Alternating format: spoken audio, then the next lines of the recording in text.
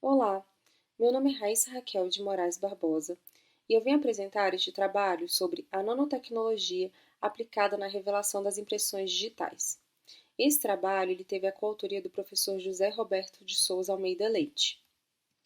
Dentro das ciências forenses, as impressões digitais estão dentro de uma área chamada de papiloscopia forense. E o que é a papiloscopia forense? É simplesmente o estudo das impressões papiloscópicas deixadas sobre a superfície de objetos e materiais intencionalmente tocados e relacionados a práticas criminosas. A grande pergunta que a papiloscopia forense busca responder é quem cometeu tal delito. E dentro desse âmbito, a papiloscopia forense ela é comandada pelo princípio de Locard, que resumidamente diz que todo contato ele deixa uma marca, ou seja, todo crime deixa algum tipo de vestígio. E esse princípio ele rege toda a área das ciências forenses e da busca de provas materiais. De acordo com Edmond Locard, quaisquer que sejam os passos, objetos tocados pelo autor, ele irá deixar uma testemunha silenciosa contra ele.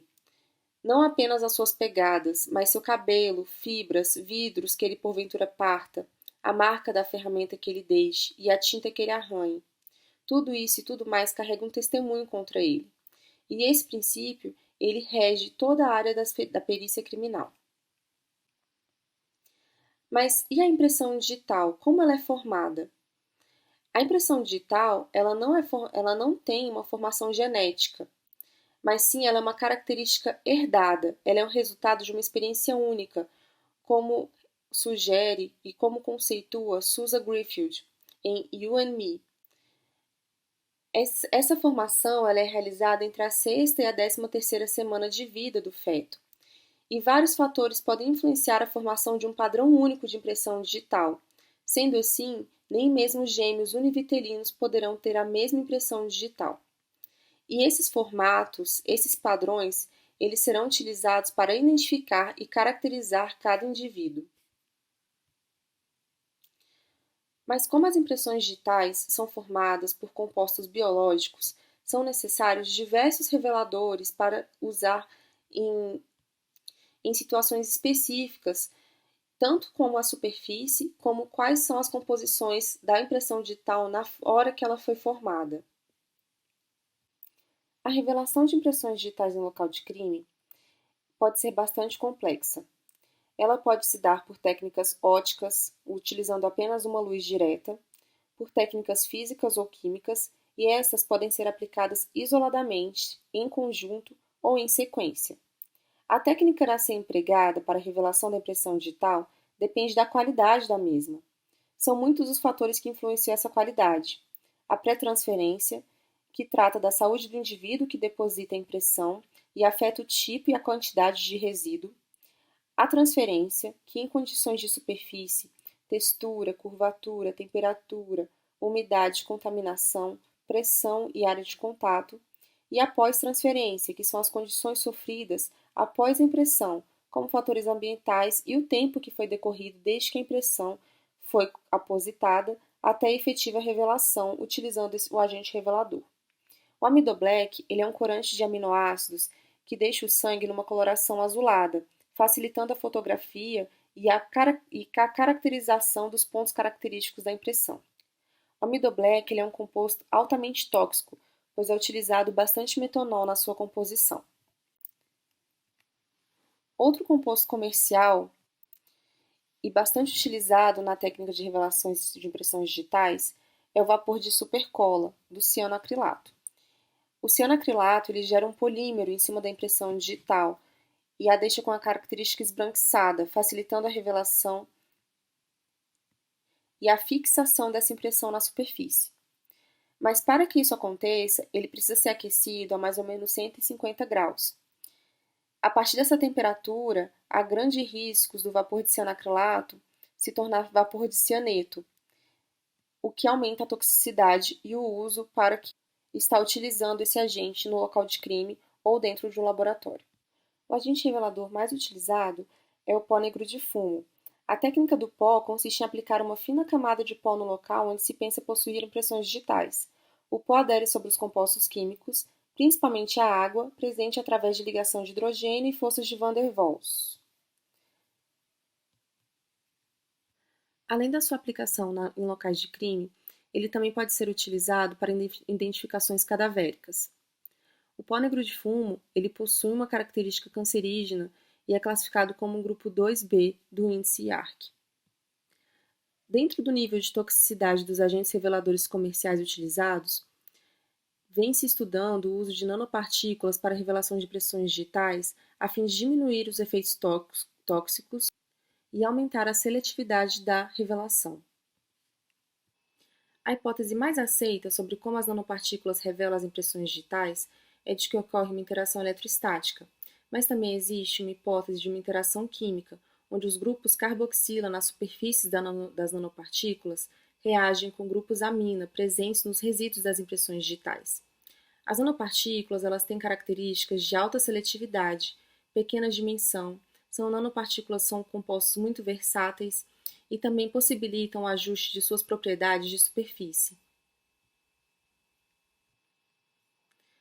Dentro da hipótese eletrostática, em pH ácido, as nanopartículas carregadas negativamente são atraídas para secreções das marcas dos dedos, carregadas positivamente. Em pH básico, tanto as nanopartículas quanto os resíduos de marcas de dedos são carregados negativamente, dificultando a detecção. Pontos quânticos, nanopartículas metálicas e nanocompostos têm oferecido resultados bastante promissores para essa revelação. Dentre as nanopartículas metálicas, as nanopartículas de ouro têm sido mais comumente empregadas, provavelmente devido à estabilidade do ouro frente à oxidação, tendo sido utilizadas na técnica da deposição multimetálica, que se baseia na deposição de ouro coloidal no resíduo de impressões digitais seguido da redução da prata na superfície do ouro, e é indicada tanto para a recuperação de superfícies porosas quanto não porosas, secas ou molhadas. Algumas pesquisas ainda mostraram a possibilidade da funcionalização das nanopartículas de ouro com aprisionamento de compostos corantes, inclusive compostos fluorescentes. As nanopartículas de prata, elas são bastante utilizadas por interagir com compostos hidrofóbicos e utilizam sal de ferro para a redução do nitrato de prata aquoso.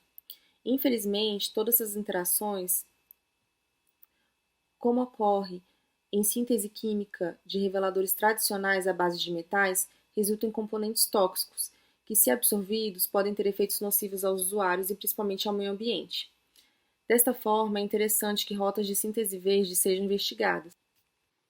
Dentro da pesquisa da síntese verde, a goma do cajueiro vem sendo utilizada para estudos da revelação de impressões digitais. A goma do cajueiro é um polímero natural. Os polímeros naturais eles têm uma tendência a formar uma rede tridimensional de ligações cruzadas, além de serem biodegradáveis e biocompatíveis. A goma do cajueiro ela é encontrada nos troncos e galhos do caju. É solúvel em água e é um polímero complexo que contém galactose, arabinose, raminose, glicose, ácido urônico e outros resíduos de açúcares. A composição da goma do cajueiro ela já é bastante consolidada dentro da literatura. A goma de caju já foi aplicada com sucesso na síntese de nanopartículas de prata, porém foram obtidas baixas taxas na conversão de íons prata mais em prata zero. Portanto, ele é um excelente agente estabilizador da síntese, mas ele não é um bom agente redutor. Dentro dessa síntese, as nanopartículas de prata elas são estabilizadas com a goma de caju para revelar as impressões digitais. E existem duas hipóteses dessa revelação.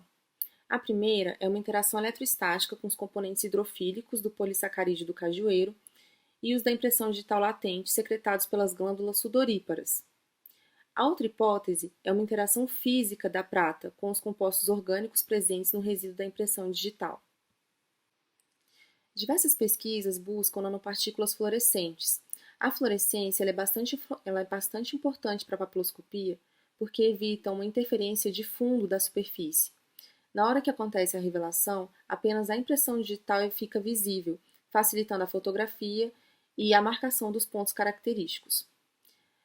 Estudos com dióxido de sílica mesoporosa, silício, pós de nanomateriais com európio, sílica anfílica fusionalizada e curcumina foram bastante promissores na revelação, principalmente utilizando radiação de luz ultravioleta para melhorar a qualidade das imagens.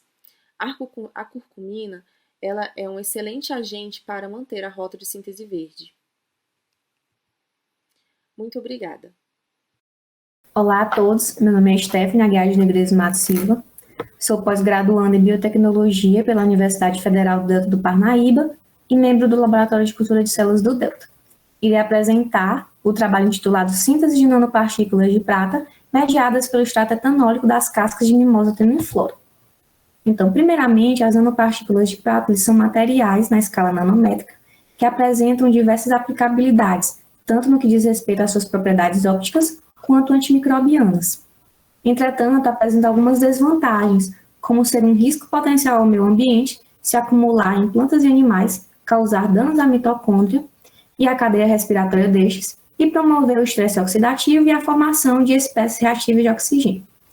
Tendo em vista estas desvantagens, a síntese V se demonstra uma via de síntese muito interessante. Por quê? Porque ela utiliza-se do extrato de plantas para diminuir a toxicidade, muitas vezes, das nanopartículas de prata. Então, o presente trabalho teve como objetivo promover a síntese e caracterizar nanopartículas de prata por meio do extrato etanólico das cascas de mimosa temiflora, que é uma planta localizada no Nordeste brasileiro, principalmente, e conhecida popularmente como jurema preta. Então, como que houve a síntese destas nanopartículas por meio do extrato de mimosa temiflora? Então, houve a adição de 20 ml de solução de extrato em etanol e água numa proporção de 1:4. E, em seguida, foram ajustadas as soluções para que alcançassem a concentração de 1 mg, 0,5 mg e 0,25 mg por ml. Toda a solução foi agitada por 10 minutos e, em seguida, foi adicionado 20 ml de solução aquosa de nitrato de prata a 1 milimolar. Posteriormente, foi agitado novamente por 20 minutos e foi adicionado o hidróxido de sódio a 2 molar para que houvesse um ajuste do pH para pH 7 e pH 9. Então, como podemos observar na tabela, houve a formação, no primeiro momento, de 6 nanopartículas de prata em 3 diferentes concentrações de extrato e em 2 escalas de pH, 7 e pH 9. A partir do momento que houve a adição do hidróxido de sódio à solução, a coloração característica do extrato, que é amarelo claro, mudou para amarelo acastanhado, possivelmente indicando que houve a formação destas nanopartículas. Entretanto, é necessário nós fazermos testes de caracterização e da avaliação da estabilidade, que é principalmente realizada por meio da espectroscopia de absorção molecular no ultravioleta visível, conhecido principalmente como VVIS. O VVIS nada vai fazer mais que confirmar a síntese e avaliar as propriedades ópticas e a estabilidade destas nanoformulações. Então, foi feita uma varredura espectrofotométrica das soluções em comprimentos de ondas de 300 e 800 nanômetros. Essa estabilidade ela foi avaliada do primeiro dia de síntese até o 5º mês. Como resultado, podemos observar que, com exceção de MT 0,05B, ou seja, da amostra 0,05 de extrato e pH de 9, podemos observar que houve a formação de todas as nanopartículas, principalmente de acordo com o pico de absorção no ultravioleta visível relacionado à ressonância plasmônica de superfície da prata, que é 395 a 475 nanômetros. Quando vamos para o primeiro mês de síntese, podemos observar que uma das nanopartículas formadas perdeu a sua estabilidade, que é MT 0,1B. Entretanto, todas as outras, a 0,1A, 0,05A, MT 0,025A e MT 0,025B, mantiveram a sua estabilidade. Em seguida, quando vamos observar do 2º mês até o 5º mês, podemos observar que todas as que se mantiveram estáveis no primeiro mês continuaram estáveis até o 5º mês de síntese, indicando que houve um sucesso na síntese destas nanopartículas de prata. quando observamos principalmente a estabilidade destas amostras. Em seguida, realizamos a microscopia de força atômica, que vai dar características morfológicas detalhadas no que diz respeito à topografia, ao tamanho médio, altura, forma e distribuição destas nanopartículas. Previamente, as amostras foram preparadas e dispostas em uma placa de mica e lavadas com água destilada e postas em estufa para completa secagem. Em seguida, essas amostras elas foram dispostas em um microscópio de força atômica TTAFM, workshop, e entraram em contato intermitente com o cantilever com a ponta TAP300G. Em seguida, as amostras elas foram obtidas por meio deste software Guidon 2.58. Estas são as imagens 2D e 3D das nanopartículas por meio da microscopia de força atômica, em que MT0,1A se refere à figura A figura B a MT0,05A, a C MT025A e D MT0,025B. Podemos observar que A e B apresentam uma polidispersão, um aumento de tamanho, diferentes tamanhos, e uma heterogeneidade, quando comparadas a MT0,025A e B. Ou seja, MT0,1A e 0,05A apresentam uma polidispersão e heterogeneidade em tamanho, enquanto MT0,025A e MT0,025B apresentam populações homogêneas e com semelhanças de distribuição de tamanho. Obtemos também os histogramas de distribuição dos tamanhos das nanopartículas e podemos observar que MT0,1A e 0,05A apresentam-se com tamanho médio maior, de 78,98 e 70,64 nanômetros, respectivamente. MT0,025A e MT0,025B apresentam-se em tamanhos médios menores, de 33,22 e 34,43 nanômetros, ou seja, 0,1A e 0,05A apresentam uma maior polidispersão e heterogeneidade em tamanho médio, e 0,025A e 0,025B possuem populações homogêneas com semelhança de distribuição de tamanho. Em seguida, realizamos a espectroscopia de infravermelho com transformada de Fourier, que vai avaliar a presença de grupos funcionais nas nanopartículas relacionadas aos metabólitos secundários presentes no extrato e a participação destes na síntese, redução e estabilização destes nanomateriais.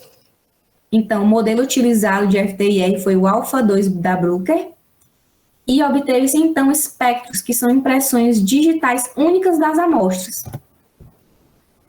Esta imagem, A, significa o espectro de FTIR do extrato etanólico de mimosa tenuiflora, e B, o espectro de FTIR das nanopartículas de prata. Podemos observar que, no espectro do extrato, obtemos picos que provavelmente são associados aos compostos fenólicos, taninos e flavonoides. Quando observamos o espectro das nanopartículas, observamos picos que provavelmente são associados aos compostos majoritários do extrato etanólico de mimosa tenuiflora, que são os taninos, a flavona saccharanetina, as saponinas triterpenoides, chalconas e o alcaloide NN-dimetiltriptamina, além de compostos fenólicos e flavonoides. A redução, o estiramento e deslocamentos de pico do extrato, quando observamos o espectro das nanopartículas, nada mais indicam que o extrato está atuando como um substrato redutor da prata, ou seja, a presença dos metabólitos no espectro das nanopartículas indica que o extrato está atuando na síntese, redução e estabilização destas nanopartículas. Então, de acordo com as metodologias aqui empregadas, o extrato de mimosa tenuiflora sintetizou com sucesso as nanopartículas de prata indicando que este atua como um agente de síntese, redução e estabilização desses nanomateriais. Gostaria de agradecer às agências de fomento que promoveram a realização desse trabalho, a UFDPA, a FAPEP, a NCT Bionat, o CNPq, ao Programa de Pós-Graduação em Biotecnologia, Laboratório de Cultura de Células de Delta, o Biotec e a CAPES. Então, muito obrigada pela atenção. Olá a todos, meu nome é Stephanie Aguiar de Negreiros Matos Silva, sou aluna do Programa de Pós-Graduação em Biotecnologia pela Universidade Federal do Delta do Parnaíba e irei apresentar o trabalho intitulado Atividades Biológicas de Nanopartículas de Prata, sintetizadas a partir do extrato etanólico das cascas de mimosa tenuiflora. Primeiramente, as nanopartículas de prata são materiais na escala nanométrica que apresentam diversas aplicabilidades, principalmente no que diz respeito às suas atividades antibacterianas. Entretanto, apresentam uma citotoxicidade que faz com que suas aplicações sejam limitadas no ramo da biotecnologia. Para superar esses obstáculos, nós temos a síntese verde, que nada mais é que a utilização de extratos de plantas para a síntese destes materiais, visando assim a diminuição da toxicidade e a potencialização das propriedades biológicas. Portanto, os objetivos deste trabalho foram avaliar as propriedades biológicas de nanopartículas de prata sintetizadas por meio do extrato etanólico de mimosa tenuiflora, conhecida popularmente como jurema preta, como também avaliar a sua citotoxicidade. Primeiramente, realizamos a avaliação da atividade antibacteriana in vitro destas nanopartículas frente a estirpes bacterianas de Staphylococcus aureus e Escherichia coli. Estas foram semeadas em agar Miller-Hinton e postas em estufa por 24 horas a 37 graus Celsius. Foram isoladas colônias e postas em UV-vis no comprimento de onda de 625 nanômetros para atingir uma absorvância de 0,09 a 0,1, que corresponde a 1 a 2 vezes 10 a 8 unidades formadoras de colônia por ml, que é o que preconiza a CLSI, e em seguida estas estirpes foram dispostas numa proporção de 1 para 10 de salina estéril, para a realização do teste da determinação da concentração inibitória mínima, que nada mais é que a menor concentração de amostra a inibir o crescimento bacteriano visualmente. Foram utilizadas para estes experimentos placas de 96 poços, que foi realizada em triplicata numa diluição seriada de razão 2. O extrato em concentração de 1.000 microgramas por ml e as nanopartículas e o nitrato de prata a 26,95 microgramas por ml. O inóculo bacteriano correspondeu a 50 microlitros de Miller-Hinton, com 5 vezes 10 a 5 unidades formadoras de colônia por ml. E a placa foi disposta em estufa por 24 horas a 37 graus Celsius. E, em seguida, foram visualizados os poços para a observação do crescimento ou inibição bacteriana. Podemos observar que o nitrato de prata apresentou uma atividade característica frente às duas estirpes aqui realizadas, e, com exceção de MT0,05A, todas as nanopartículas apresentaram atividade antibacteriana semelhante ao nitrato de prata. Em seguida, realizamos a avaliação da citotoxicidade in vitro por meio do ensaio de hemólise. É importante a realização dessa metodologia porque precisamos saber se a amostra promove a lise de eritrócitos, se a amostra apresenta uma biocompatibilidade sanguínea, visto que a lise prematura das hemácias promove uma anemia hemolítica, como também outras doenças bacterianas e doenças virais. Foram utilizados para os testes glóbulos vermelhos humanos O positivo e as amostras em concentração de 0,1 a 26,95 microgramas por ml. Estas foram dispostas em estufa a 37 graus Celsius por 30 minutos e centrifugadas a 10.000 RPM por 1 minuto. O sobrenadante foi descartado e as amostras suspendidas e dispostas em placas de 96 poços e lidas em ELISA no comprimento de 492 nanômetros. O percentual de hemólise foi calculado a partir desta forma e os controles utilizados no experimento foram Triton X e salina. Podemos observar que o extrato não apresentou hemólise em nenhuma das concentrações avaliadas e o nitrato de prata apresentou hemólise em todas as concentrações avaliadas. Quando vamos observar as nanopartículas, observamos que elas apresentam hemólise somente na maior concentração, principalmente no que diz respeito a 0,025A, que foi a que apresentou menor percentual de hemólise dentre todas. Ou seja, o menor potencial hemolítico no presente estudo está relacionado à presença do extrato etanólico de mimosa tenuiflora. Ou seja, o nitrato de prata, quando nanoestruturado com extrato, diminuiu a sua citotoxicidade. Realizamos também o teste de MTT frente a duas linhagens de células tumorais humanas, HCT116 e MDA-MB231, adenocarcinoma coloretal e adenocarcinoma de mama, respectivamente. O teste de MTT se baseia na conversão do sal de MTT de cor amarelada a cristais de formazan de cor púrpura a partir da enzima nicotinamida adenina dinucleotídeo fosfatase e succinil desidrogenase A, presente na mitocôndria e no retículo endoplasmático de células viáveis, de células metabolicamente ativas. Quando a célula está inviável, esse sal ele não é convertido a cristais de formazan. Então, podemos assim avaliar a viabilidade celular por meio desse método. Então, basicamente, as células foram mantidas em meio DMEM, com 10% de soro bovino fetal e 1% de antibiótico, e plaqueadas em concentrações específicas para cada linhagem, dispostas, então, em estufa por 24 horas a 37 graus Celsius e 5% de CO2. Logo após este tempo, as amostras foram inoculadas nas concentrações específicas e, após 69 horas, todo esse conteúdo foi descartado e foi adicionado 150 microlitros de MTT diluído em DMEM nas placas, que foram novamente enviadas para a estufa por 3 horas e, após este tempo, o MTT foi descartado e foi adicionado 150 microlitros de MSO para a solubilização dos cristais de formazan, que foram então lidos no ELISA, no comprimento de onda de 595 nanômetros. Como resultado, podemos observar que o nitrato de prata apresentou citotoxicidade nas duas linhagens deste estudo.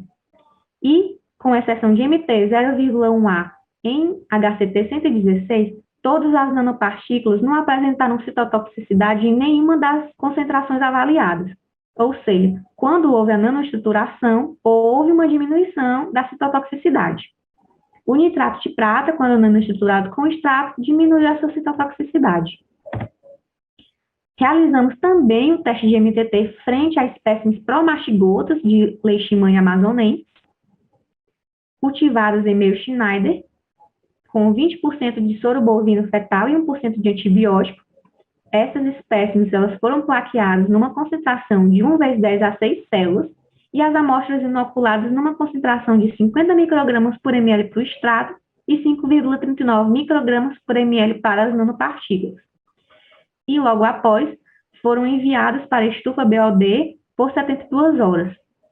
Após esse período, foi adicionado 10 microlitros de MTT numa concentração de 5 miligramas por ml e dispostas por 4 horas em estufa. Após este tempo, foi adicionado 50 microlitros do tampão SDS e as placas lidas em ELISA num comprimento de onda de 540 nanômetros. Podemos observar nestes resultados que o nitrato de prata apresentou uma citotoxicidade bem característica, bem proeminente, frente à leishmania amazonense, e o extrato e as nanopartículas não apresentaram citotoxicidade em nenhuma das concentrações avaliadas. Ou seja, quando houve a nanoestruturação, houve a diminuição também da citotoxicidade. Realizamos a avaliação da atividade antioxidante pelo sequestro do radical DPPH. Essa metodologia, ela acontece principalmente quando uma amostra, provavelmente antioxidante, captura o radical DPPH e o reduz a difenilpicrildrazina, que apresenta uma coloração quase translúcida. Então, 80 microlitros de DPPH foram diluídos em metanol para atingir a absorbância de 0,7 e 1, e as amostras foram realizadas em diluição seriada de razão 2, numa concentração de 1.000 a 0,39 microgramas por ml do extrato e 3,60 a 0,02 das nanopartículas. Foram dispostas em triplicata, onde em cada poço foi adicionado 10 microlitros da amostra, mais 140 microlitros do radical DPPH, e as placas foram protegidas da luz durante 30 minutos e lidas em ELISA no comprimento de onda de 517 nanômetros. Podemos observar que o nitrato de prata não apresentou atividade antioxidante em nenhum dos tempos realizados e que, com exceção de MT0,025B, todas as nanopartículas e o extrato apresentaram atividade antioxidante proeminente e superior ao controle utilizado. De acordo com estudos realizados anteriormente pelo grupo, provavelmente a atividade antioxidante das nanopartículas está relacionada ao potencial redutor do extrato de mimosa tenuiflora. Como conclusão, as nanopartículas de prata sintetizadas via mimosa tenuiflora apresentaram potencial antibacteriano, atividade antioxidante satisfatória e menor toxicidade quando comparado com a prata por meio dos testes citotóxicos de hemólise e MTT. Estes resultados são promissores e abrem caminho para a aplicação destes nanomateriais na biomedicina. Gostaria de agradecer à Universidade Federal do Delta do Parnaíba, à FAPEP, ao INCT Bionat, ao CNPq, ao Laboratório de Cultura de Células do Delta, ao Programa de Pós-Graduação em Biotecnologia, ao Biotec, ao Laboratório de Doenças Infecciosas e à CAPES pela ajuda e pelo patrocínio desta pesquisa.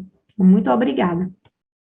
Olá, boa tarde. Me chamo Maria Ferreira e com a temática da nanotecnologia, irei abordar as estratégias tecnológicas e farmacocinéticas para modificar a solubilidade e biodisponibilidade da dapsona. A dapsona é um medicamento que pertence à classe das sulfonas, tem ação antibiótica e anti-inflamatória. Esse medicamento é usado para prevenção e tratamento para doenças como malária, hanseníase, entre outras patologias. Ela possui baixa solubilidade em água e se distribui por todo o organismo do paciente, e a sua biodisponibilidade é baixa. Seu tempo de meia-vida corresponde de 24 a 36 horas, e é importante salientar que 35 dias após o tratamento, a dapsona ainda permanece no organismo do paciente. E o que pode influenciar seria o solvente e a forma de recristalização, e o que isso vai ocasionar para o medicamento. Suponhamos que ela sofra essa alteração, e daí a gente não vai ter a eficácia terapêutica esperada para a adesão do tratamento com o paciente. A dapsona apresenta 4 formas polimorfos nucleares. Apenas a forma 3, ela apresenta temperatura ambiente, mas pode sofrer alteração, se transformando em polimórficos de fase 2. Portanto, é notório que a gente observe as características físico-químicas especiais da dapsona, e é aí que vamos ter as inovações terapêuticas que é necessitada para a solubilidade e biodisponibilidade desse medicamento, para a sua melhor efetividade terapêutica e, consequentemente, diminuir a sua toxicidade durante o uso. O banco de dados utilizado foi Cielo, PubMed, Elsevier e Springer em um período de 2010 até 2021, com critérios de inclusão, assuntos relacionados à estrutura da dapsona e modificações para a solubilidade e biodisponibilidade da mesma, a fim de reduzir efeitos tóxicos e em novas formas farmacêuticas para obter uma resposta terapêutica mais efetiva. E os critérios de exclusão foram assuntos não relacionados a essa temática e os anos anteriores a 2010.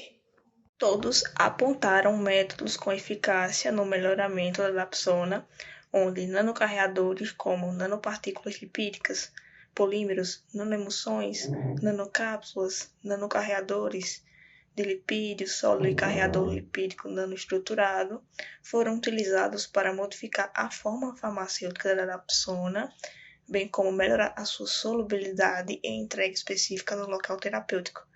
Estes nanocarreadores podem ser opções viáveis para melhorar os aspectos da biodisponibilidade e solubilidade da dapsona, garantindo uma entrega qualificada e possibilitando a mudança de via de administração para transdérmica, injetável, inalatória ou até mesmo permanecendo oral, mas através de formas líquidas como suspensões e extemporânea.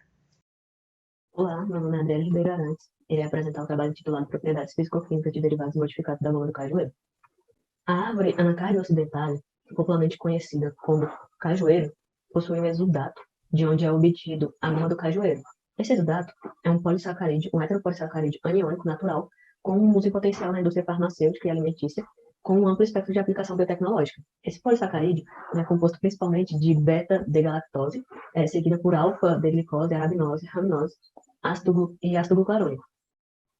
As atividades biológicas desse polissacarídeo dependem da sua estrutura molecular, sua composição, grau de substituição, conformações estruturais das cadeias principais e os tipos de ligação. Diante disso, tem crescido a atenção sobre as técnicas de modificações e a relação a essas modificações entre as atividades biológicas e a estrutura desse polissacarídeo.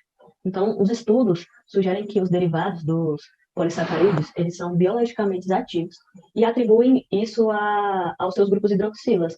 E a introdução de novos grupos substituintes, como a carboximetilação, a oxidação, a sulfatação, a acetilação e quaternização, são realizadas para obter novas características físico-químicas a esse polissacarídeo. Neste trabalho, as reações, as modificações que serão utilizadas são a acetilação e quaternização. A reação da quaternização ela é caracterizada por por fazer a substituição nucleofílica sobre os grupos hidroxilas da unidade monossacarídica pelo reagente de amônio quaternário. E a reação de acetilação ela é realizada utilizando o anidrido acético como um agente acilante que altera as propriedades dessa substância, como a polaridade, a capacidade de absorção, troca de íons, resistência a ataques microbiológicos, etc. Então, diante disso, essas modificações dos polissacarídeos vêm se tornando uma área promissora para a exploração das suas reações e das propriedades biológicas para uma posterior aplicação biotecnológica. Com isso, o objetivo desse trabalho é analisar a reação da inserção desses grupos acetil e amônio quaternário em conjunto através de rotas distintas de modificação, e assim verificar os seus efeitos nas propriedades físico-químicas e estruturais da goma do cajueiro. Na metodologia, o isolamento e a purificação da goma do cajueiro foi realizado de acordo com a metodologia proposta por Silva, Rodrigues e Paula, em 1998, onde esse exudato ele é diluído em água milité com agitação a 24 horas, né, e precipitado e lavado em etanol e acetona. Essa goma é seca sob um fluxo de ar quente para a obtenção da goma do cajueiro.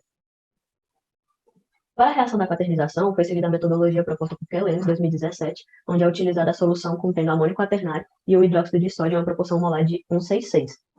Na modificação da acetilação, na síntese da acetilação, porções acetis foram quimicamente introduzidas no polissacarídeo, goma do cajueiro, usando a metodologia proposta por Silva, 2019, utilizando o anidrido acético e o hidróxido de sódio, assim como molar.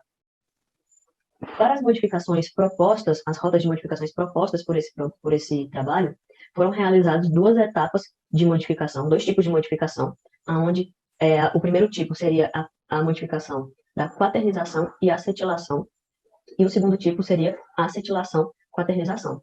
Para essa síntese foram realizadas duas rotas, onde a primeira rota de modificação foi realizada interrompendo esse processo de quaternização, para uma posterior redissolução e, em seguida, a acetilação desse derivado.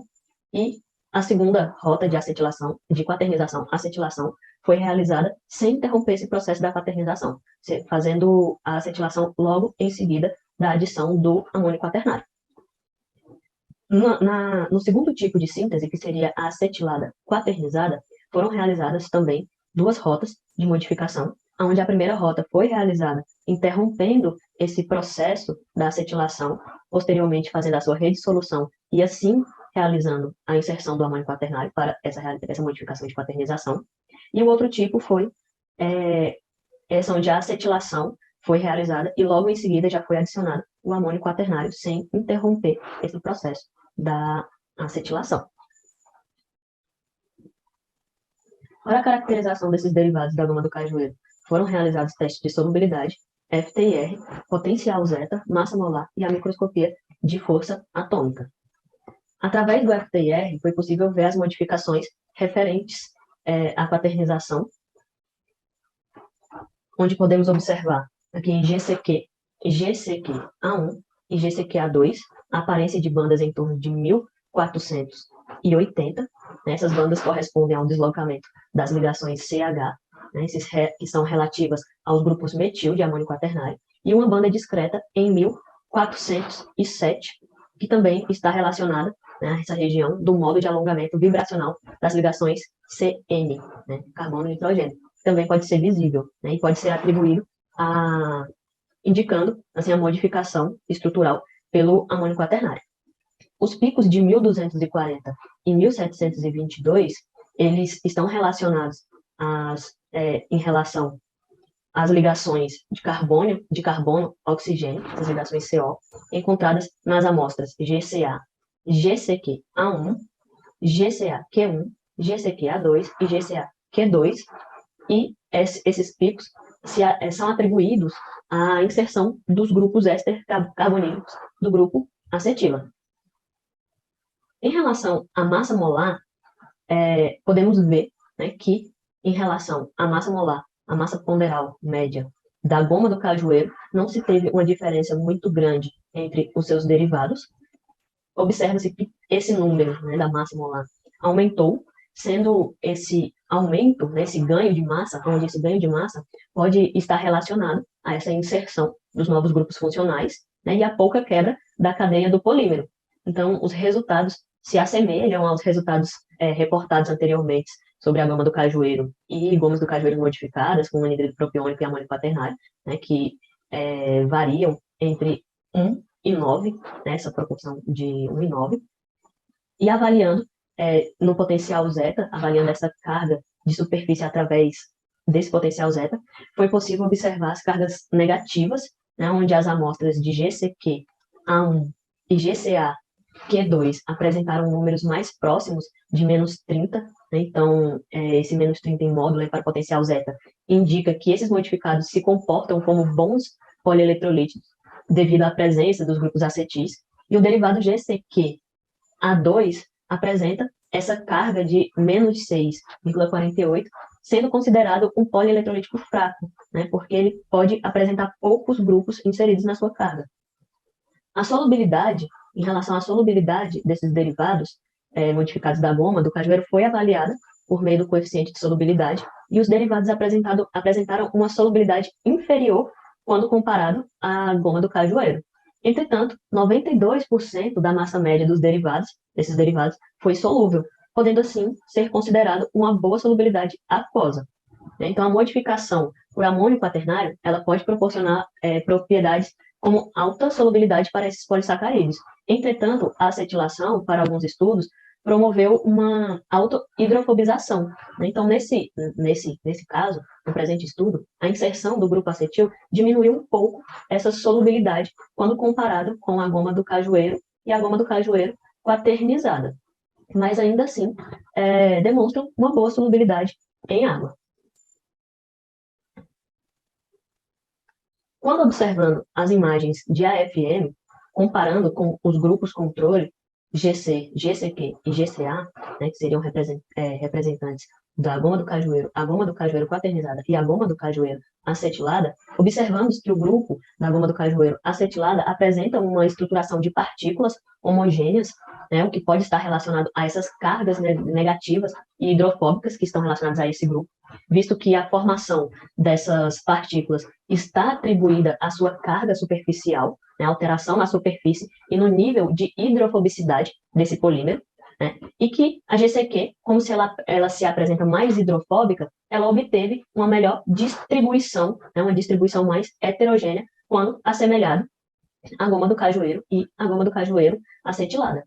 Já os seus derivados, GCQ-A1, GCQ-A2, GCA-Q1 e GCA-Q2, né, em relação a esses derivados, os derivados GCA-Q1 e GCA-Q2 demonstraram uma amplitude dessas partículas, né, semelhantes à da goma do cajueiro acetilada, né, e uma distribuição mais homogênea, o que pode ser associado com a substituição desses grupos funcionais inseridos, visto, né, que esses derivados eles apresentam bandas maiores para os grupos acetis e baixas para os grupos de amônio quaternário, enfatizando assim que essas modificações, esses derivados, eles obtiveram, né, eles enfatizaram as características mais hidrofóbicas em relação a essa dispersão das partículas.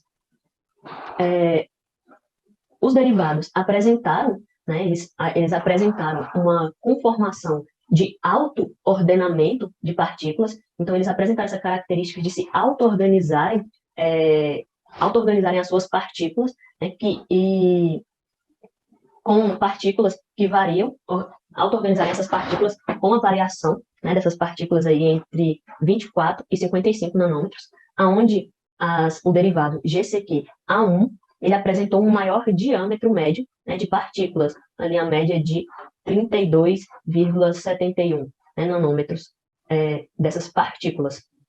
Então, conclui-se, né, com esse trabalho que ocorreu uma possível dificuldade do grupo de amônio quaternário de realizar a ligação com as hidroxilas livres quando esse processo de acetilação ele é realizado primeiro que a quaternização. Então, algumas hipóteses podem ser levantadas diante desse fator, como, por exemplo, o grau de substituição das modificações do polissacarídeo ou a reação do catalisador, né, que seria o hidróxido de sódio, com o grupo acetil, ao invés desse catalisador reagir com as hidroxilas. E foi possível concluir também que a carga negativa ela prevalece sobre essa carga positiva no momento da reação, visto que os modificados, os derivados, eles apresentam esse tipo de carga. Então, essa carga ela pode estar relacionada a essa melhor autoestruturação das partículas desses derivados modificados. Então, com isso, nós podemos concluir que o derivado que obteve as melhores características entre os 4 derivados obtidos foi o GCQ-A1, visto que esse GCQ-A1 ele obteve a presença dos 2 grupos funcionais, obteve-se uma boa estruturação de partículas nessa autoestruturação, teve também uma solubilidade satisfatória e cargas também satisfatórias. Sendo assim, né, esse modificado, esse derivado, ele pode ser promissor em aplicações biotecnológicas. Com isso, conclui-se, né, esse trabalho. O agradecimento seria à UF, que é a Universidade Federal do Piauí, à Universidade Federal do Delta, né, o Grupo Central Flora, o Grupo Biotech e ao LabPol. Olá, boa tarde. Meu nome é Daniela. Vou falar um pouco sobre o tema relacionado ao nosso trabalho, que se trata de atividade antimicrobiana de nanoemulsão, uma revisão sistemática. Nosso trabalho é composto por 5 componentes, com os nomes de Daniela Costa, Ivana Shirley, Lourdes Dourado, Thalita Braga e nossa orientadora, Andreane Vasconcelos. Bom, a resistência antimicrobiana é uma das principais causas de morte à saúde, afetando países desenvolvidos e subdesenvolvidos, tendo por consequência o uso indevido de antibióticos em humano, tornando natural a adaptação da célula bacteriana à exposição a esses fármacos. Os agentes antimicrobianos representaram um marco na história da medicina no século XX, com a indução da penicilina para o combate a essas infecções. Infecções essas jamais imaginadas curáveis. Após a Revolução, começaram os primeiros relatos da resistência a esses fármacos, tornando um grande problema crescente no tratamento contra essas doenças. Atualmente, as indústrias vêm ganhando um forte aliado tratando-se de nanotecnologia, sendo um grande avanço para a ciência no combate das doenças infecciosas. As nanoemulsões são junção de gotas de óleo e água estabilizada por um surfactante, anfifílico. Essas misturas podem ser produzidas através de produtos sintéticos ou naturais. O objetivo do nosso trabalho foi realizar um levantamento bibliográfico de artigos científicos para compreender os desafios que a ciência traz em virtude da nanotecnologia aplicada na elaboração de nanofármacos acerca de atividade antimicrobiana de nanoemulsão, contendo as substâncias tanto naturais quanto sintéticas. Bom, dentre os artigos analisados, observou-se uma grande diferença entre os tamanhos das partículas, onde as que apresentaram um tamanho menor que 100 nanômetros teve um maior índice, um índice de 56%. Os estudos demonstraram que os tamanhos das nanoemulsões podem alterar as propriedades biológicas nos nanomateriais. Sua formulação menor é mobilizada de forma mais desprendida pelo organismo, pois quanto menor seu tamanho, melhor sua atividade antimicrobiana, causando assim uma estabilidade e melhor capacidade de absorção. Já a morfologia, as nanopartículas podem ser obtidas por processos físico-químicos ou biológicos, podendo ser sintetizadas nos mais variados formatos, como esfera, retangular, cubo, estrelar ou entre outros. Sua morfologia não irá se formar do material utilizado, mas sim de qual método foi empregado. Porém, esses diferentes tamanhos e morfologia variam muito da aplicação que foi utilizada. Já se tratando do potencial zeta, o potencial é um cálculo que reflete a carga efetiva das partículas, correlacionando-se como repulsão ou da atração eletrostáticas das cargas, estabelecendo parâmetros fundamentais para manter a estabilidade. A carga eletrostática superficial está relacionada com a definição e a capacidade do plano de cisalhamento, associando a distância da superfície da partícula composta por camadas de fluidos que se desprende na parede da nanopartícula, podendo ser cortada ou deformada quando houver movimentação do líquido. O potencial zeta é um potencial elétrico que é definido pelo plano de cisalhamento, porém, quanto mais positivo ou negativo esse ponto se encontrar, ele está demonstrando uma maior estabilidade. Já o ponto isoelétrico é o qual o potencial zeta é nulo, onde será representado por uma instabilidade coloidal. Sendo assim, o potencial zeta é uma carga efetiva que blinda as partículas, que caracteriza as interações repulsivas dessas nanopartículas.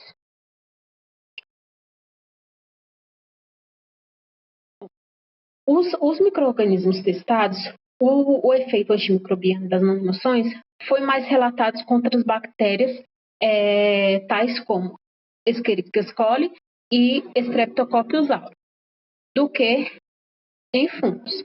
Sendo ligeiramente mais testados contra bactérias gram-negativas, a susceptibilidade bacteriana depende de vários fatores como a cepa bacteriana, o tipo, o tamanho das nanopartículas, a natureza do meio, no crescimento inicial, a concentração celular. As bactérias são limitadas por uma parede celular que consiste geralmente de polissacarídeo complexo peptidoglicano.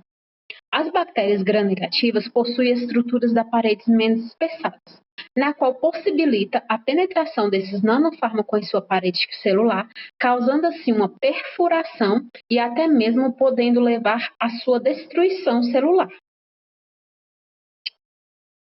Estes dados coletados são promissores e podem servir de base para o desenvolvimento de nanofármacos aplicados na prática clínica contra doenças infecciosas, sendo que esses medicamentos são nanotecnológicos e possuem a capacidade de carregar seu princípio bioativo para o local-alvo com mais especificidade, diminuindo assim o efeito tóxico no tecido e nas células afetadas. E é isso que a gente queria passar em relação ao tema do nosso trabalho. É um projeto novo que está crescendo na indústria farmacêutica e que está trazendo também um conforto para as pessoas que estão realizando este tratamento, pelo fato de carrear para o local-alvo com a medicação com mais agilidade para o local-alvo e reduzindo os efeitos colaterais se comparando às outras medicações convencionais. E é isso. Muito obrigada pela atenção. Tenha uma boa tarde. Deixamos aqui nosso agradecimento. O saber a gente aprende com o mestre. E os livros. A sabedoria se aprende com a vida e com os humildes. Cora Coralina. A todos vocês, nossos sinceros obrigada. Olá, meu nome é Leone e eu sou mestranda do Programa de Pós-Graduação em Inovação Terapêutica da UFPE e hoje eu vou apresentar esse trabalho intitulado Biodispositivo Voltamétrico, baseado em polímero condutor e quantum dots de grafeno para o diagnóstico de leucemia linfoblástica aguda infantil. Vou fazer uma breve introdução falando um pouco da LLA, dos genossensores, do objetivo do trabalho, da metodologia empregada, dos resultados de discussão, conclusão e algumas perspectivas. Então, as leucemias constituem um grupo heterogêneo de neoplasias hematológicas que são classificadas em linfóide ou mieloide, de acordo com a linhagem celular envolvida, e em aguda ou crônica, de acordo com o quadro expresso da neoplasia. Ela é ocasionada principalmente por mutações genéticas, mutações cromossômicas, nos precursores hematopoéticos, que são as células-tronco hematopoéticas. Uma das principais mutações envolvidas é as translocações, são as translocações. A translocação entre o cromossomo 1 e 19 está presente principalmente na LLA infantil, ou seja, leucemia linfoblástica aguda em casos pediátricos, e tem inicialmente um prognóstico relativamente positivo, porque existem terapias eficientes, entretanto ainda é um prognóstico de atenção, porque em caso de relapso, ela pode se iniciar no sistema nervoso central, o que vai dificultar aí a detecção precoce e também o tratamento, o acompanhamento da doença residual mínima. As técnicas de diagnóstico atuais são técnicas moleculares, como RT-qPCR e FISH. O RT-qPCR ele vai avaliar a expressão desses oncogenes gerados por essa translocação e o FISH vai avaliar a mutação cromossômica, né? E existem algumas limitações de amplo uso dessas técnicas no diagnóstico de rotina, como protocolos extensos, demorados, necessidade de reagente e equipamentos específicos, um profissional treinado. Além disso, o RT-qPCR pode apresentar uma seletividade variável, o FISH pode ter sobreposição de bandas cromossômicas. Tudo isso incita a pesquisa e o desenvolvimento de novas ferramentas moleculares que vão avaliar alvos genéticos em tempo real, com uma avaliação sensível, específica e simples. Para isso, os biosensores são ferramentas bem promissoras. Eles são definidos como dispositivos eletrônicos que vão ser capazes de converter processos bioquímicos, processos de biorreconhecimento, em sinais analíticos, que podem ser quantitativos ou semi-quantitativos. Possuem uma estruturação bem simples, como demonstrado nessa figura, que é constituído por uma biomolécula, um transdutor e um sinal, ou sistema de processamento de sinal. Essa biomolécula tem um papel de reconhecer de forma específica o analito, ou seja, o seu alvo. Ela pode também ser chamada de biorreceptor. Ela pode ser uma molécula de DNA, de RNA, de proteína, como um anticorpo, como uma lectina, um vírus ou até mesmo uma célula. O que importa é que ela reconheça de forma específica aquilo que você está querendo avaliar. O transdutor tem o papel de converter esse sinal de biorreconhecimento, de biointeração, em um sinal mensurável, que vai ser avaliado por meio de gráficos, por meio de grandezas. Os genossensores são uma categoria dos biosensores que são para avaliação de alterações genéticas. Então, os mais comuns são os biosensores baseados em DNA. Então, aqui está um esquema que representa como ocorre esse biorreconhecimento nos genossensores. Temos aqui uma sequência simples de DNA imobilizada sobre a superfície de um transdutor, que quando ele é exposto aí à sua sequência alvo, ocorre a anelação desses pares de base, formando a dupla fita de DNA, ou seja, ocorre um processo de hibridização. E por meio disso se altera o sinal, que é captado, tendo assim uma resposta específica para esse biorreconhecimento de hibridização. Além disso, eles chamam a atenção por serem extremamente sensíveis. Além da rápida resposta, muitos necessitam de apenas um único passo de hibridização, uma fácil instrumentação, uma miniaturização, principalmente quando associados a técnicas eletroquímicas de transdução, como, por exemplo, voltametria cíclica, espectroscopia de impedância eletroquímica, e também associados a substratos que podem ser miniaturizados. Então, o principal objetivo do trabalho é desenvolver um biodispositivo de diagnóstico genético miniaturizado para a detecção da translocação 19. Tudo isso através da transdução eletroquímica. Então, todas as avaliações, desde a construção de cada etapa, de construção do genosensor, quanto os testes de biodetecção foram avaliados por técnicas eletroquímicas. Nós temos aqui as etapas de construção desse genosensor sobre uma superfície miniaturizada, que é uma tira flexível de Ito, que é um polímero condutor que vai permitir aí todos esses ensaios eletroquímicos. Então, como primeira etapa, nós temos a eletropolimerização de um filme de polímero condutor, que é o polipirrol, seguida da adsorção dos quantodócitos de grafeno. Esses quantodócitos de grafeno são modificados com grupos químicos carboxílicos. Então, na terceira etapa, nós temos a imobilização do nosso biorreceptor, que é uma sequência simples de DNA, certo? Isso através da ativação dos grupos carboxílicos desses quantodócitos modificados por meio do EDC-NHS, possibilitando assim uma interação não covalente da sequência simples de DNA e a superfície do genosensor, garantindo essa imobilização. Seguida, então, o genosensor já pode ser testado e passou por todos os testes de biodetecção com a hibridização, Esses testes duraram com a exposição de cerca de 15 minutos. Tudo isso, todas as etapas foram caracterizadas por esse equipamento, que é um equipamento potenciostato galvanostato, que é acoplado a um sistema eletroquímico que é formado por 3 eletrodos, uma célula eletroquímica e uma solução eletroanalítica. Esses 3 eletrodos, cada um tem um papel, mas o eletrodo de trabalho, ele é responsável pela construção do nosso genosensor, ou seja, ele é onde o nosso genosensor vai ser construído. Então, no caso do meu trabalho, ele foi utilizado for uma tira flexível de Ito como o eletrodo de trabalho. Essa solução eletroanalítica ela é muito importante porque dela é que nós temos o processo de oxirredução que vai estar relacionada com a técnica utilizada, que é a voltametria cíclica. Então, a solução eletroanalítica ela vai ser onde vai ter o nosso par redox, onde tem os doadores e receptores de elétrons que vão permitir essa troca entre a superfície do eletrodo e a solução eletroanalítica e também a mensuração do sinal. Então, a voltametria cíclica ela é uma técnica onde nós vamos aplicar um potencial sobre o eletrodo do trabalho e se medir a corrente elétrica originada. Ela gera para estudo o voltamograma cíclico, que é esse gráfico aqui, onde nós avaliamos principalmente os picos desse gráfico, que seria o pico anódico e o pico catódico, destacados aqui em vermelho, de acordo com a modificação desses picos, ou elevação ou diminuição, de acordo com a natureza do material utilizado, é que a gente acompanha todo o processo de construção e também de biodetecção. Bom, como resultados, temos aqui a avaliação eletroquímica, por voltametria de cada etapa de construção desse genosensor, onde primeiro temos aqui o voltamograma cíclico, em preto, que corresponde ao polipirrol, que é um polímero condutor, então ele tem uns picos bem amplos, assim como é esperado. Em segundo, nós temos aqui, na segunda etapa, o voltamograma em vermelho, que é correspondente ao polipirrol, já com o quantodócitos de grafeno, onde ocorreu uma leve diminuição desses picos de corrente do voltamograma cíclico.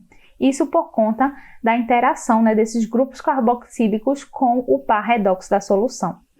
Em azul, nós temos aqui a imobilização da sequência simples de DNA, onde ocorreu uma diminuição desses picos anódicos e catódicos, indicando aí a imobilização dessa sequência de DNA, assim como esperado. Isso porque as sequências de DNA têm uma carga negativa que vão repelir aí parte da nossa solução eletroanalítica. E em rosa, nós temos aí a finalização do genosensor com a utilização de uma proteína, que é o BCA, que vai fazer o bloqueio de sítios inespecíficos. Então, conseguimos caracterizar essa plataforma por meio de uma técnica de transdução eletroquímica. Também, por meio da mesma técnica, fizemos os ensaios de biorreconhecimento, de hibridização. Cada ensaio durou 15 minutos. Então, nós temos aqui em A o voltamograma em preto, correspondente ao genosensor já construído, pronto para o teste, e os demais voltamogramas coloridos, as concentrações de plasmídio específico, para a translocação 1,19. Então, a gente vê aqui um decaimento das respostas, dos picos do voltamograma cíclico, indicando assim o anelamento da fita de DNA, formando aí o DNA de dupla fita por meio da hibridização no anelamento desses pares de base. De acordo com o aumento da concentração, ocorreu a diminuição aí dos picos. Também foi possível o acompanhamento quantitativo desse processo, indicando aqui o decaimento do pico anódico, bem característico realmente de biorreconhecimento. Então, como conclusões, nós temos que a técnica eletroquímica foi eficiente tanto na caracterização quanto nos testes de biodetecção, sendo uma técnica muito promissora para a miniaturização. Além disso, também a construção desse substrato sobre uma superfície miniaturizada de tira flexível de Ito foi bem sucedida e esse genosensor conseguiu nos fornecer uma resposta diagnóstica em apenas 15 minutos. Então, em contraste com os métodos atuais de diagnóstico que podem demorar de horas a dias para uma resposta diagnóstica, seria uma ferramenta bem interessante aí nesse auxílio de detecção da translocação 119. Algumas perspectivas seriam realizar testes com amostras clínicas de pacientes e também testes de seletividade com amostras negativas, para que a gente possa avaliar toda essa performance bioanalítica, né, desse dispositivo desenvolvido. Então, aqui algumas referências que eu utilizei na confecção da apresentação. E eu gostaria de agradecer a instituição de fomento, a minha universidade, a UFPE, e também ao meu laboratório, que é o grupo de dispositivos nanoestruturados, e também a comissão desse congresso. E eu agradeço a atenção de todos. Olá, meu nome é Leone e eu sou mestranda do Programa de Pós-Graduação em Inovação Terapêutica, o PPGIT da UFPE, e agora eu vou apresentar o trabalho intitulado Genosensor Amperométrico, baseado em um filme polimérico de pirrol e nanopartículas de ouro para o diagnóstico de HPV em amostras de raspado celular. Bom, inicialmente vou fazer uma breve introdução falando um pouco sobre o HPV, o diagnóstico atual e também os biosensores, o objetivo do trabalho, a metodologia utilizada, os resultados de discussão, conclusão e algumas referências. Bom, o papilomavírus humano é um vírus de cadeia dupla de DNA não envelopado que é responsável por infecções de mucosa no genital, sendo o principal patógeno relacionado ao desenvolvimento do câncer cervical. Ele é subdividido em tipos de alto risco e baixo risco de acordo com seu potencial oncogênico. O teste inicial de diagnóstico seria o teste de Papa Nicolau, onde se faz a visualização microscópica do raspado cervical com a visualização e identificação de células específicas da infecção por HPV, que são os coilócitos. Entretanto, essa técnica não possibilita a diferenciação quanto ao grau oncogênico do HPV responsável pela infecção. A hibridização in situ e a RT-qPCR já possibilitam essa diferenciação. Entretanto, são técnicas que ainda têm algumas dificuldades para a sua ampla utilização no diagnóstico de rotina de HPV, como, por exemplo, pode ocorrer seletividade variável, também tem protocolos extensos e demorados, necessidade de reagente e equipamentos específicos, além também de profissionais altamente treinados para o seu desenvolvimento. Portanto, o desenvolvimento de novas técnicas moleculares que possam ser aplicadas ao diagnóstico genético com diferenciação do potencial oncogênico de HPV é de grande interesse. Uma ferramenta bem promissora são os biosensores, que são biodispositivos eletrônicos que conseguem converter esses processos de biorreconhecimento, processos bioquímicos, em sinais analíticos que podem ser quantitativos ou semi-quantitativos. Eles são estruturados basicamente com um biorreceptor, um transdutor, um sistema de processamento de sinal. Bom, o papel do biorreceptor é reconhecer de forma específica o seu alvo, aquilo que você quer analisar. E esse biorreceptor nada mais é do que biomoléculas, que podem ser enzimas, anticorpos, DNA, bactérias, células e até mesmo tecidos. O transdutor, ele é responsável por detectar esse sinal de biorreconhecimento e gerar um sinal. Esse sinal vai ser processado e avaliado por meio de gráficos, por meio de grandezas. Os genosensores são a categoria dos biosensores de DNA, ou seja, eles fazem a avaliação de alterações genéticas com elevada sensibilidade. Então, no genosensor ele possui o biorreceptor, uma sequência de DNA, mais comumente, mas também pode ser utilizado o RNA, mais comumente utilizada o DNA. Então, esse DNA vai ser o nosso biorreceptor que vai reconhecer de forma específica o analito-alvo, que também é uma sequência que seja complementar a essa sequência do biorreceptor. Então, são ferramentas bem interessantes por possuírem essa análise sensível em tempo real com elevada especificidade, além da possibilidade também de miniaturização, portabilidade, automação e uma fácil instrumentação. Então, diante disso, o principal objetivo do trabalho é desenvolver um genosensor amperométrico para a detecção de HPV, através da caracterização voltamétrica das etapas de construção e também dos ensaios de biodetecção com amostras de raspado cervical. Essas amostras de raspado cervical contêm as células né, do colo do útero, e essas células foram tratadas e ocorreu o extravasamento, né, dessas células para que o material genético possa ser exposto. Como metodologia, temos inicialmente a construção desse genosensor em uma superfície de eletrodo miniaturizado. Nesse caso, utilizamos tiras flexíveis de Ito. E como primeira etapa, temos a eletropolimerização do polímero condutor, que é o polypyrrole.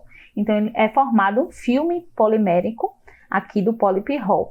Na segunda etapa, nós fazemos a eletrossíntese das nanoestruturas de ouro sobre esse filme polimérico. Na terceira etapa, fazemos a quimiossorção da cisteamina, que possibilita o ancoramento do nosso bioreceptor, da nossa probe de DNA, um ancoramento covalente. A probe utilizada nesse trabalho foi uma probe que possibilita a identificação dos oncogênios E6 e E7, que estão mais comumente frequentes em HPVs de alto risco oncogênico. Por fim, se utilizou o BSA, que é o albuminosoro bovino, para o bloqueio de sítios inespecíficos. Assim, seguiu-se para os ensaios de biorreconhecimento baseados em hibridização, que duraram cerca de 15 minutos de exposição do nosso genosensor.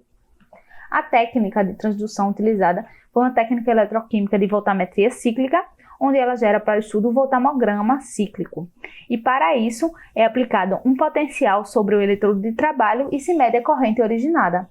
Esse voltamograma cíclico é formado e nós avaliamos principalmente os picos anódicos e catódicos. Então, de acordo com a alteração desses picos, acompanhamos todas as etapas de construção e também os ensaios de biodetecção. Então, como resultados, nós temos aqui a caracterização voltamétrica de cada etapa de montagem do genosensor. Em A, temos os voltamogramas cíclicos e em B, a quantificação das correntes de pico anódica. Então, é um valor numérico das correntes de pico anódica. Em A, nós vemos aqui o voltamograma em preto correspondente ao filme do polímero condutor, que foi o polypyrrole. E a gente vê picos bem amplos, característicos realmente desse material condutor, o polypyrrole. Como segunda etapa, nós temos a eletrossíntese das nanoestruturas de ouro e ocorreu o decaimento dessas correntes de pico no voltamograma em laranja. Isso se deve porque as nanopartículas de ouro começam a interferir na condutividade intrínseca do polímero. Então, por isso ocorre esse decaimento das correntes de pico. Em verde, nós vemos a automontagem com a cisteamina. E a gente vê que ocorreu um aumento, né, dessas correntes de pico bem característicos do comportamento eletroquímico da cisteamina em si. Em azul, nós vemos a imobilização do DNA, característico de uma imobilização covalente, então ocorreu a diminuição dessas correntes de pico, e em rosa também, mais uma vez, a diminuição devido à presença do BSA, que é a proteína. Então, em B, todos os resultados quantitativos corroboraram com os resultados voltamétricos. Então, a gente vê aqui um elevado pico no polypyrrole, a diminuição com a eletrossíntese das nanopartículas de ouro, o aumento com a cisteamina e, mais uma vez, a diminuição com a imobilização da sonda de DNA específica para os oncogênios E6 e E7 e também o biosensor finalizado com o BSA específico para os oncogênios E6 e E7. Por fim, seguiu-se, então, para os ensaios de biodetecção.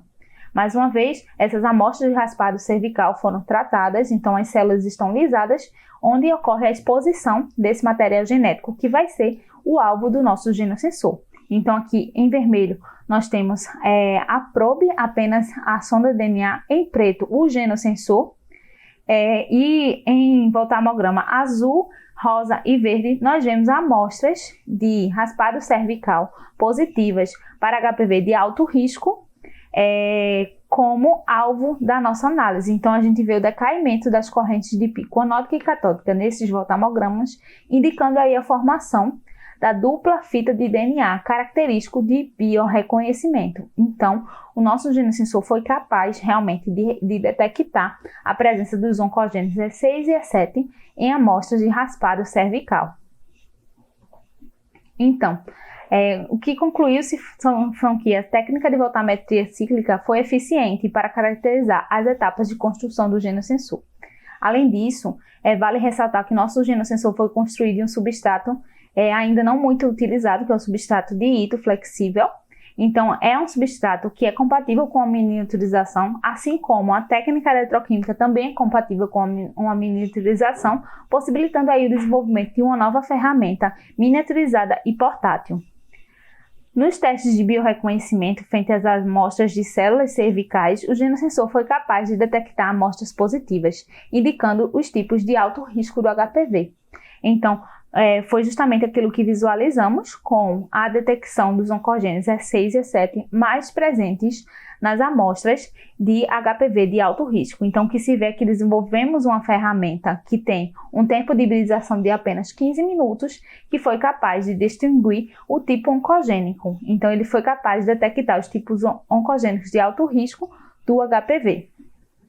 Aqui tem algumas referências que foram utilizadas na confecção dessa apresentação e também na leitura para essa apresentação, e eu gostaria de agradecer, a Instituição de Fomento, a CAPES, a CNPq pelo apoio à pesquisa, e também a FACEP, que também concedeu bolsa na época do desenvolvimento desse projeto, a minha universidade e também ao meu laboratório, o Grupo de Biodispositivos Nanoestruturados. E eu agradeço a atenção de todos e me ponho à disposição para possíveis questionamentos.